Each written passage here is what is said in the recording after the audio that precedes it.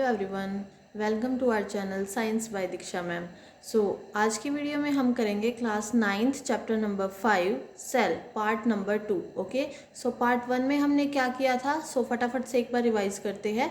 Part 1 में हमने किया था, रॉबर्ट हुक ने सेल को एग्जामिन किया था 1665 में। Okay, and using with thin slice of cork, है ना, बार्क ऑफ कॉर्क पे उसने अपना जो है वो ऑब्जर्वेशन किया था।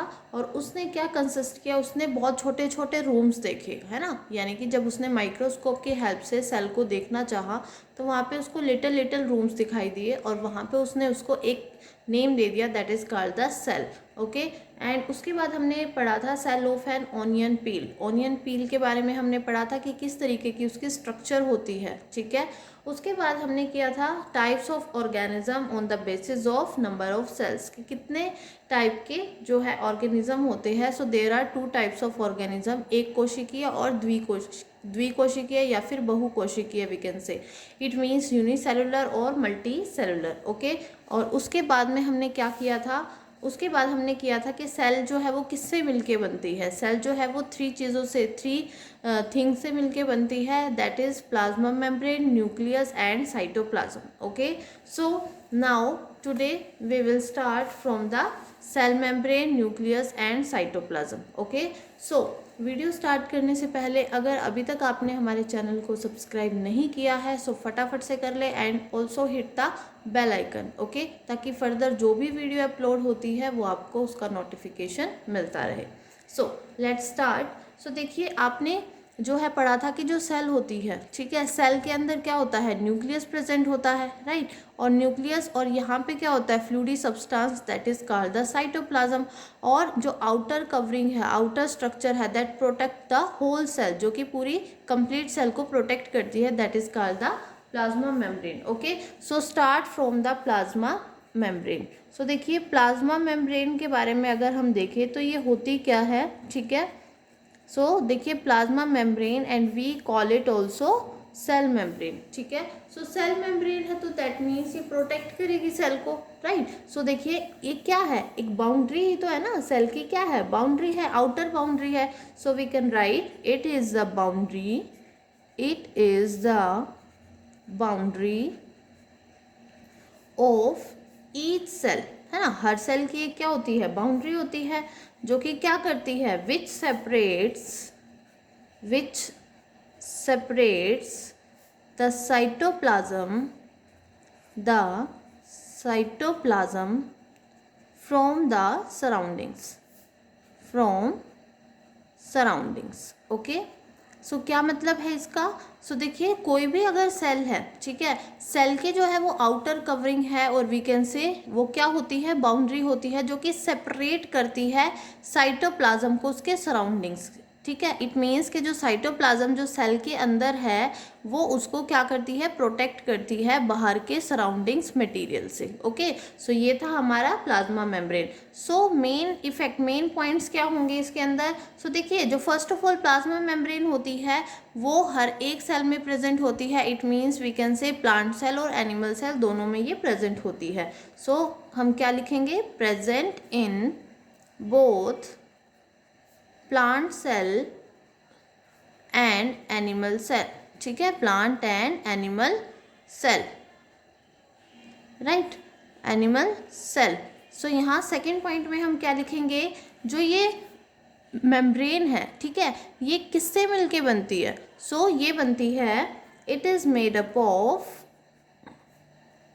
Of protein and lipids. किससे मिलके बनती है ये, प्रोटीन से एंड लिपिड से, ठीक है।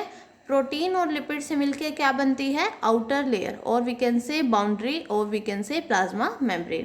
थर्ड पॉइंट क्या होगा, it is selectively permeable in nature, ठीक है, selectively permeable in nature, and it allow some minerals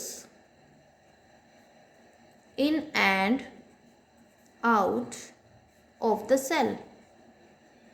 सो देखिए क्या मतलब है इस बात का कि ये क्या होती है, सिलेक्टिवली परमिएबल होती है। मतलब क्या है सिलेक्टिवली परमिएबल मेम्ब्रेन का? अब देखिए सिलेक्टिवली मतलब सिलेक्टेड चीज़ों को ही परमिट करता है, मतलब अलाउ करता है कि वो सेल के अंदर या फिर बाहर आ जा सकती है। दैट मीन्स मान लीजिए कि अगर सेल को ज़रूरत है गैस की, ठीक है, मान लीजिए इसका जो कंसंट्रेशन है ऑक्सीजन का यहाँ पे कम है और जो हमारे पास सराउंडिंग है ऑक्सीजन का कंसंट्रेशन ज़्यादा है, सो दैट मीन्स वो क्या करेगी, higher concentration to lower concentration की तरफ जाएगी, है ना।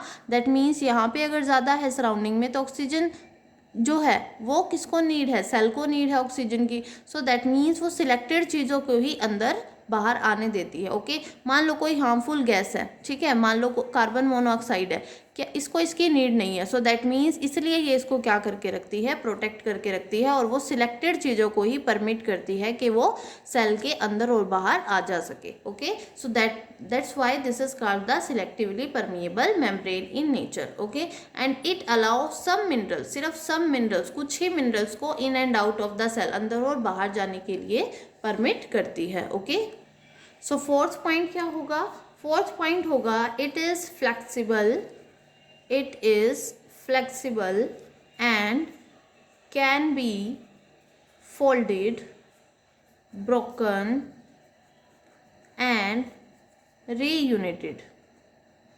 क्या मतलब है इसका, ये जो होती है ना वो फ्लेक्सिबल होती है, जैसे रबर होता है ना कितना फ्लेक्सिबल होता है ना, तो इस तरीके से ये भी फ्लेक्सिबल होती है। क्या फ्लेक्सिबल होती है, जो हमारी प्लाज्मा मेम्ब्रेन होती है। ओके, इसको हम किसी तरीके से भी फोल्ड कर सकते हैं, जिस तरीके से हम रबर को फोल्ड करते हैं, इस तरीके से इसको हम ब्रोकन तोड़ भी सकते हैं, और रीयूनिटेड मतलब इसको दोबारा भी हम रीयूनिटेड मतलब बना सकते हैं। ओके, सो ये था हमारे पास प्लाज्मा मेम्ब्रेन। अब प्लाज्मा मेम्ब्रेन के अंदर हमने ये चीज़ पढ़ी थी कि यहाँ पे अगर कंसंट्रेशन ज़्यादा है तो higher concentration to lower concentration जो है वो मिनरल्स को अलाउ करता है इन और आउट होने में सेल के। ठीक है, सो इसी बेसिस पे हम पढ़ेंगे दो types, that is first one is diffusion.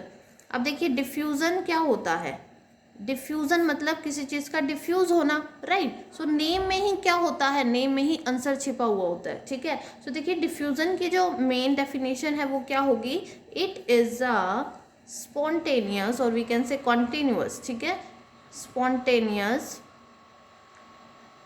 Movement of a substance from higher concentration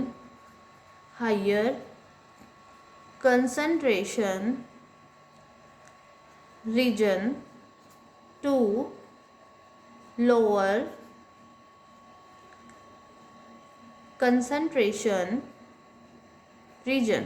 okay, so क्या है इसका मतलब, सो देखिए डिफ्यूज़न एक ऐसी प्रोसेस है, एक ऐसी स्पॉन्टेनियस मूवमेंट होती है वी कैन से, मतलब लगातार होने वाली जो प्रक्रिया होती है, जिसके अंदर क्या होता है कि एक सब्सटेंस जो है वो हायर कंसंट्रेशन से लोअर कंसंट्रेशन की तरफ मूव करता है। क्या मतलब है, अभी मैंने जैसा बताया आपको कि ऑक्सीजन अगर बाहर ज़्यादा है सो दैट मीन्स वो कहाँ होगी, ऑक्सीजन जो है वो बाहर क्या है, बाहर उसकी क्वान्टिटी ज़्यादा है, तो ज़्यादा से क्या होगा, कम कंसंट्रेशन अंदर है, सेल के अंदर है। ठीक है, तो हायर कंसंट्रेशन से वो लोअर कंसंट्रेशन की तरफ मूव करेगी, है ना। और ये नॉर्मल होने वाली एक प्रोसेस होती है, कंटिन्यूअस प्रोसेस होती है वी कैन से, जो कि हर बार सेल को इसकी नीड होती है। ठीक है, सो इसी प्रोसेस को हम क्या बोलते हैं, डिफ्यूजन के एक प्लेस से दूसरे प्लेस पे डिफ्यूज होना, किसका, जो भी मिनरल्स है या गैसेज है, जिसको भी सेल को जो है वो जिसकी रिक्वायरमेंट सबसे ज़्यादा होती है, वो क्या करता है, उसको जहाँ पे कंसंट्रेशन ज़्यादा है वहाँ से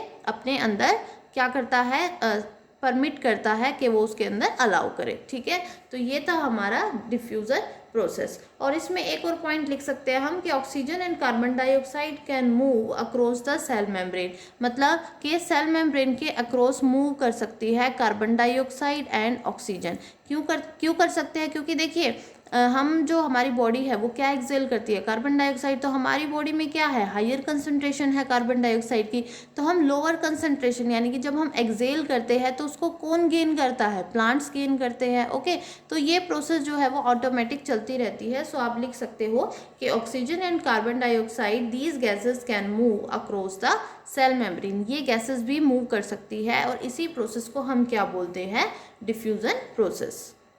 इसी तरीके से एक और टर्म है हमारे पास that is also very important, that is osmosis.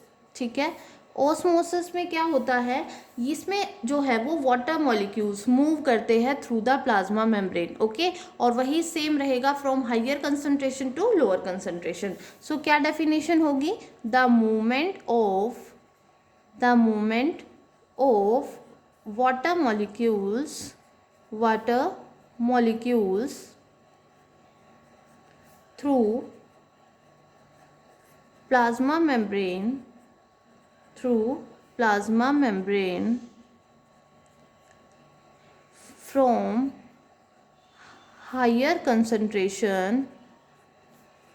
higher concentration to lower concentration। ठीक है, क्या मतलब है, देखिए जो हमने डिफ्यूज़न किया था उसमें क्या था कि जो गैसेस होती है उनका टेक्स प्लेस होता है इन और आउट ऑफ द सेल। ठीक है, बट ऑस्मोसिस के अंदर क्या होगा, इसमें सिर्फ मेन क्या है, वाटर है। ठीक है, तो इसमें जो होगा वो वाटर की मूवमेंट होगी। ठीक है, वाटर के मॉलिक्यूल्स की मूवमेंट होगी कहाँ पे, प्लाज्मा मेम्ब्रेन से। ओके, और कहाँ से कहाँ तक, अगर मान लीजिए सेल के बाहर वाटर की कंसंट्रेशन ज़्यादा है तो दैट मीन्स वो बाहर से अंदर की तरफ अलाउ होगी। ठीक है, और इसी प्रोसेस को हम क्या बोलते हैं, ऑस्मोसिस। तो ये था मेन डिफरेंस किसके बीच में, डिफ्यूजन और ऑस्मोसिस के बीच में। ओके, सो ये हमने कंप्लीट कर लिया कौन सा topic, plasma membrane. So next जो है, सेल जो है वो किससे मिलके बनती है, नेक्स्ट जो है वो है हमारे पास सेल वॉल। ओके, सो देखिए सेल वॉल क्या होता है, सो सेल वॉल हम पढ़ रहे हैं। सो फर्स्ट ऑफ ऑल जो सेल वॉल होती है और जो प्लाज्मा मेम्ब्रेन होती है वो दोनों डिफरेंट है। ठीक है, प्लाज्मा मेम्ब्रेन और सेल मेम्ब्रेन डिफरेंट है, किसके कंपैरिजन में, सेल वॉल के कंपैरिजन में। अब क्या डिफरेंस है वो देखते हैं। सो देखिए फर्स्ट जो डिफरेंस होगा वो क्या होगा, it is the outermost covering, it is the outermost covering of plant cell. और मेन जो है देखिए प्लाज्मा मेम्ब्रेन दोनों में होती है, इट मीन्स प्लांट सेल में भी और एनिमल सेल में भी। बट जो सेल वॉल है, एक्सेप्शनल केस क्या होगा सेल वॉल का, कि ये जो है वो आउटर मोस्ट कवरिंग होती है सिर्फ और सिर्फ प्लांट सेल की, ये एनिमल सेल में प्रेजेंट नहीं होती। राइट, और सेल वॉल किससे मिलके बनती है, सेल वॉल जो है वो सेल्यूलोज से मिलके बनती है। ठीक है, और जो हमारी प्लाज्मा मेम्ब्रेन थी वो किससे मिलके बनती है, प्रोटीन एंड लिपिड से। ठीक है, ये हम कर चुके हैं। सो मेन क्या है, मेन डिफरेंस क्या है कि प्लांट सेल के अंदर प्रेजेंट होती है ये और उसकी आउटर कवरिंग में प्रेजेंट होती है। सो नेक्स्ट पॉइंट क्या होगा, next point is it is absent in animal cell, अभी बताया था। ठीक है, तो ये पॉइंट भी आप इसके अंदर इंक्लूड कर सकते हैं, it is absent in animal cell. क्यों, क्योंकि ये सिर्फ प्लांट सेल में होती है सेल वॉल, और सेल वॉल किससे मिलके बनती है, सेल वॉल जो होती है वो बनती है सेलुलोज से। ठीक है, थर्ड पॉइंट क्या होगा, third point will be it is rigid, strong, porous and non living structure. So देखिए हमने जो लास्ट में पढ़ा था उसमें क्या पढ़ा था कि वो फ्लेक्सिबल होता है। ठीक है, और बट जो सेल वॉल है हमारे पास, सेल वॉल जो होती है वो रिजिड होती है, मींस बहुत ज़्यादा हार्ड होती है। उसके बाद स्ट्रॉन्ग भी होती है, पोरस मींस उसमें स्मॉल हम कह सकते हैं पोर्स प्रेजेंट होते हैं जिसकी हेल्प से गैसेस वगैरह का एक्सचेंज होता है, और नॉन लिविंग स्ट्रक्चर होती है। ठीक है, सो ये था सेल वॉल। और प्लाज्मा मेम्ब्रेन के बारे में अगर हम बात करें तो वो फ्लेक्सिबल होती है, हमने पढ़ा था ना, फ्लेक्सिबल स्ट्रक्चर होती है, एक रबड़ जैसी स्ट्रक्चर होती है उसकी। सो नेक्स्ट जो हम पढ़ेंगे fourth point, that is the it is made up of cellulose. ठीक है, it is made up of cellulose.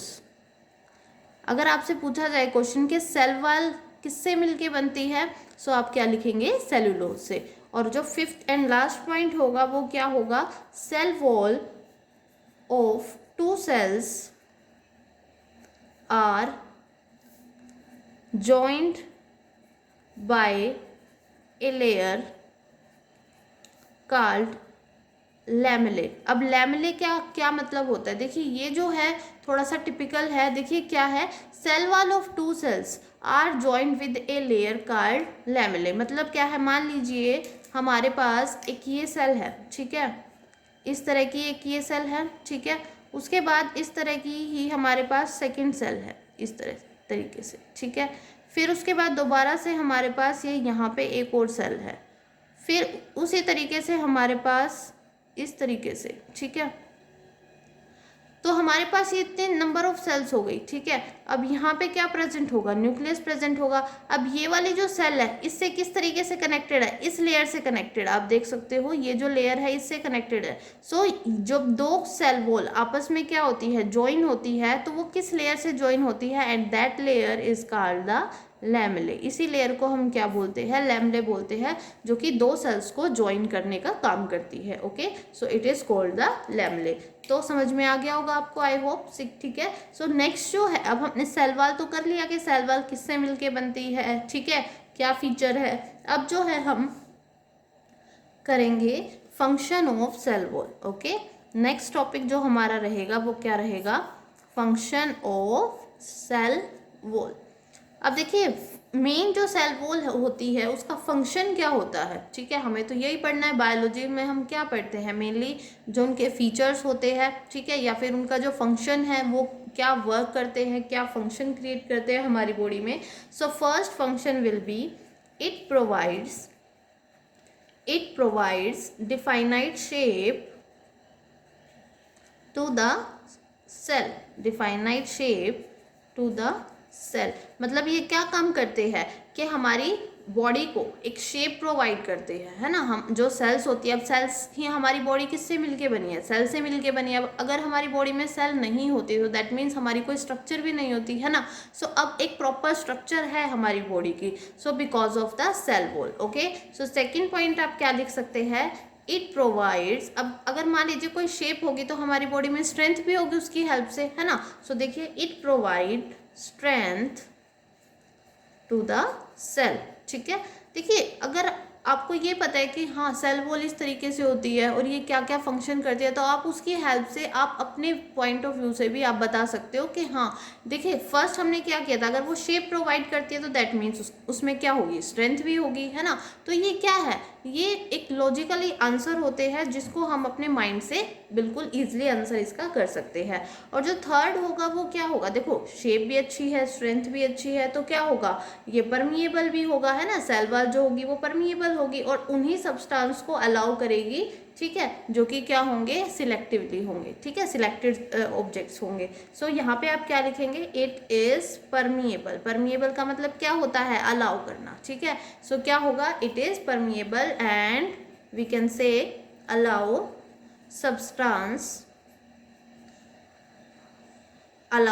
substance of different size, ठीक है, यानी कि अलग अलग साइज के सब्सटेंस को वो अलाउ करती है। कौन करती है, सेल वॉल। अब देखिए इसके 3 फंक्शंस हो गए, एक बार रिवाइज करते हैं अगेन। सो देखिए इट प्रोवाइड्स डिफाइनाइट शेप, तो ये क्या करती है, डिफाइनाइट शेप को हमारी बॉडी के अंदर, मतलब सेल से क्या होती है, डिफाइनाइट शेप अक्कर होती है, ठीक है, किसी भी बॉडी की। अगर शेप होगी तो दैट मीन्स उसमें स्ट्रेंथ भी होगी, राइट, और स्ट्रेंथ होगी सो दैट मीन्स जो सेल वॉल होगी वो परमिट करेगी किसको, सब्सटेंसेस को इन और out of the cell. Okay, अब जो नेक्स्ट पार्ट हम करने जा रहे हैं that is very important and the name is nucleus. Okay, अब न्यूक्लियस का मेन फंक्शन क्या होता है, सो उसके बारे में हम पढ़ेंगे।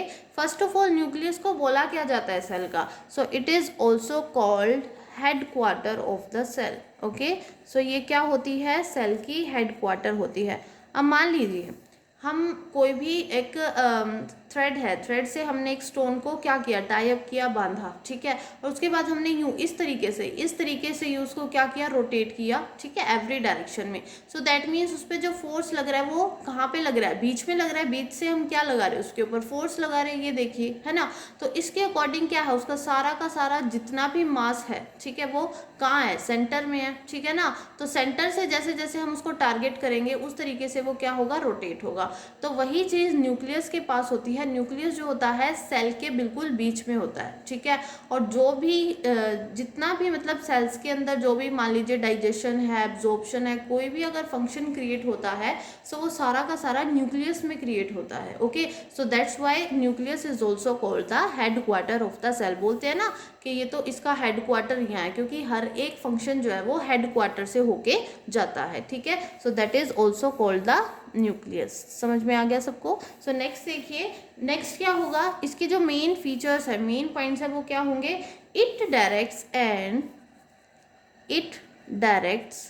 And we can say control the cellular activity, ठीक है।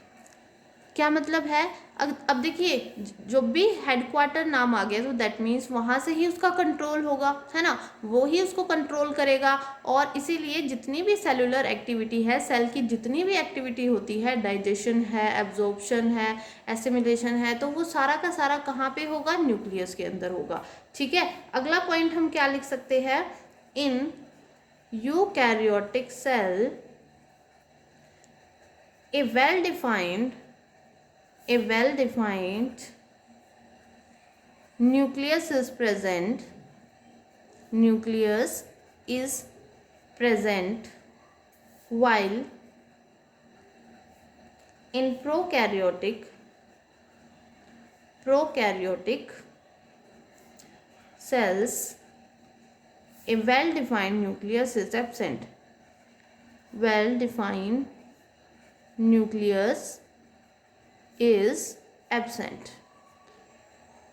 अब देखिए क्यों लिखा है मैंने ये बात, अब आपको समझ नहीं आएगा कि ये यूकैरियोटिक और प्रोकैरियोटिक क्या होती है, ठीक है, वो हम अभी नेक्स्ट उसमें डिस्कस करते हैं। सो सिर्फ अभी के लिए आप इतना समझ लीजिए कि जो यूकैरियोटिक टाइप की सेल होती है वो उसके अंदर कोई भी एक वेल डिफाइंड न्यूक्लियस प्रेजेंट नहीं होता, मतलब जिसको हम जो है वो डिफाइन कर सके, ठीक है। सो यूकैरियोटिक में होता है कि वो कॉम्प्लेक्स टाइप की सेल होती है और वहाँ पे जो न्यूक्लियस होता है वो प्रेजेंट होता है। बट अगर हम बात करें प्रोकैरियोटिक की, प्रो का मतलब होता है प्रिमिटिव टाइप की सेल, ठीक है, मतलब छोटे टाइप की सेल जिसका साइज बहुत ज़्यादा स्मॉल होता है, उसके अंदर हम न्यूक्लियस को देख ही नहीं सकते, तो उसके अंदर न्यूक्लियस क्या होता है, एब्सेंट होता है। ओके, सो थर्ड पॉइंट में आप क्या लिख सकते हैं, third feature is it is A double layered